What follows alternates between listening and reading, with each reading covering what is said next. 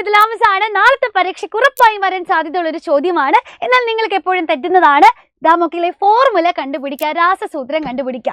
ഇവിടെ കാൽഷ്യം ഉണ്ട്, ഫ്ലൂറിനും ഉണ്ട് അല്ലേ. അപ്പോൾ ഫോർമുല ചോദിച്ചു കഴിഞ്ഞാൽ ആദ്യം നിങ്ങൾ ചെയ്യേണ്ടത് തന്നിരിക്കുന്ന ആൾക്കാരുടെ വാലൻസി അല്ലെങ്കിൽ സംയോജകത കണ്ടുപിടിക്കുക എന്നുള്ളതാണ്. ഇവിടെ കാൽഷ്യം എടുത്തു കഴിഞ്ഞാൽ മക്കളെ നോക്കിക്കേ, കാൽഷ്യത്തിന്റെ വാലൻസ് ഷെല്ലിലുള്ളത് 2 ഇലക്ട്രോൺ ആണ് അല്ലെ.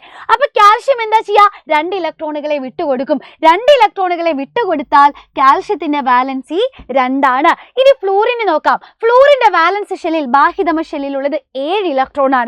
ഒക്ടറ്റ് പൂർത്തിയാക്കാൻ, അഷ്ടകം പൂർത്തിയാക്കാൻ ഇവൻ ഇനി 1 ഇലക്ട്രോൺ കൂടെ വേണം. അപ്പൊ നമ്മുടെ ഫ്ലൂറിൻ ചെയ്യാ 1 ഇലക്ട്രോണിനെ മേടിക്കും. 1 ഇലക്ട്രോണിനെ മേടിച്ചാൽ അവന്റെ വാലൻസി 1 ആണ്. എന്തുകൊണ്ടാ? കാരണം മക്കളെ കെമിക്കൽ റിയാക്ഷനിൽ പങ്കെടുക്കുമ്പോൾ എത്ര ഇലക്ട്രോണിനെ വിട്ടുകൊടുക്കും അല്ലെങ്കിൽ എത്ര ഇലക്ട്രോണിനെ മേടിക്കും, അതാണ് വാലൻസി അല്ലെങ്കിൽ സംയോജകത.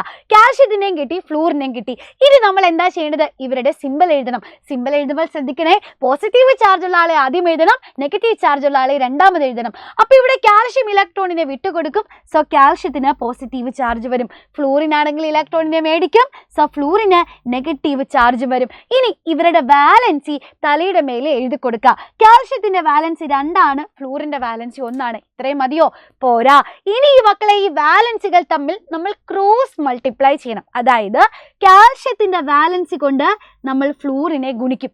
അപ്പൊ 2 × ഫ്ലൂറിൻ F2 എന്ന് വരും.